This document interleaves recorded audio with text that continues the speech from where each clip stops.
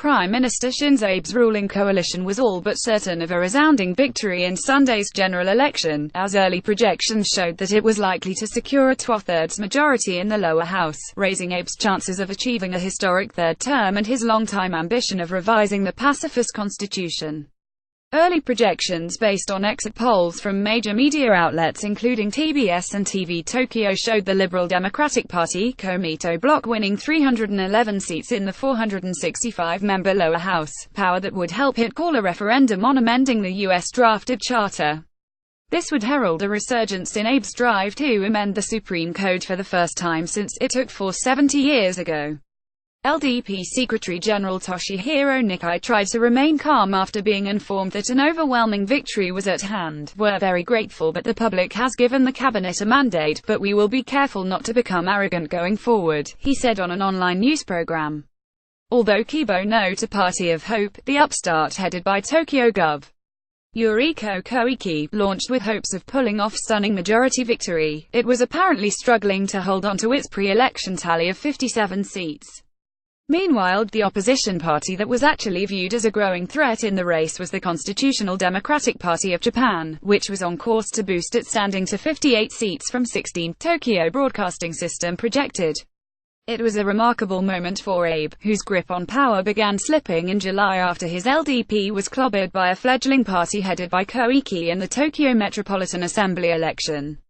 His cabinet's popularity had plunged to its lowest since he returned to power in 2012, damaged by ministerial missteps, gaffes, Abe's alleged cronyism scandals and a cover-up of politically sensitive data in the defense ministry. A solid showing for the ruling bloc will serve as a powerful public mandate for Abe, adding momentum to his widely rumored bid next year to run for a historic third term as LDP president.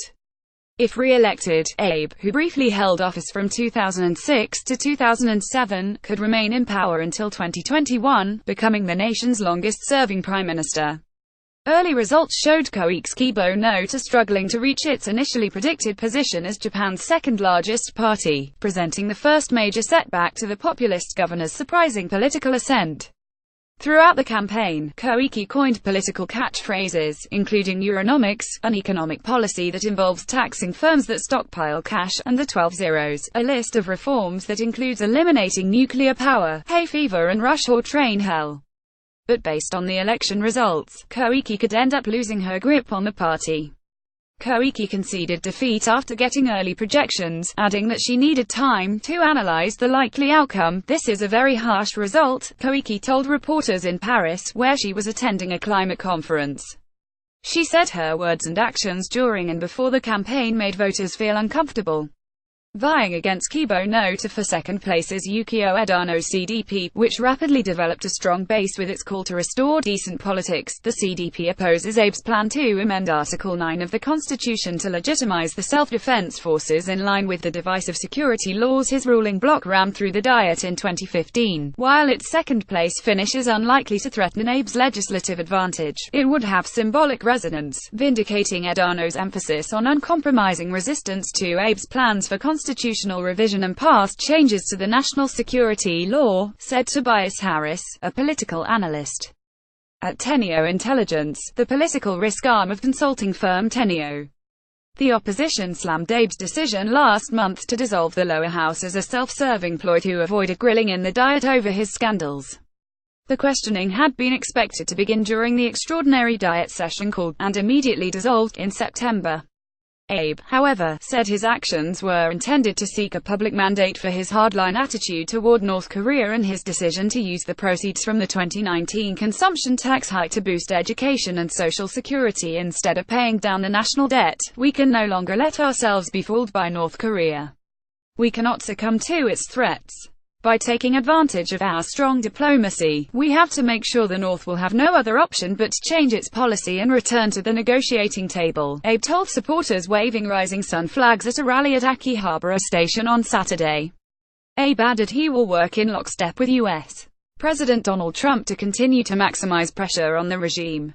All eyes now turn to whether his ruling coalition, which boasted a pre-election strength of 325 seats in the previous 475-seat lower house, can maintain the two-thirds majority of 310 all by itself. Doing so is crucial to Abe's goal of revising the Supreme Law by 2020.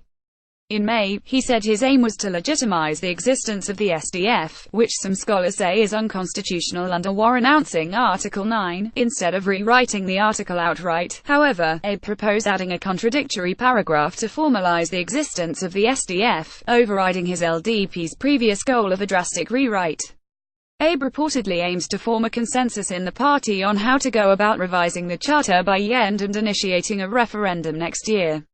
To do so, it will also need a two-thirds majority in the upper house.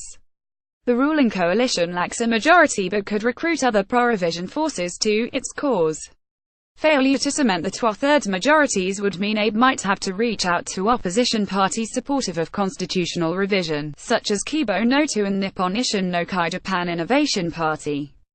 Both parties supported them ending the charter during the campaign, but their emphasis was less on Article 9 and more on other articles favoring the people's right to know, free education and decentralization.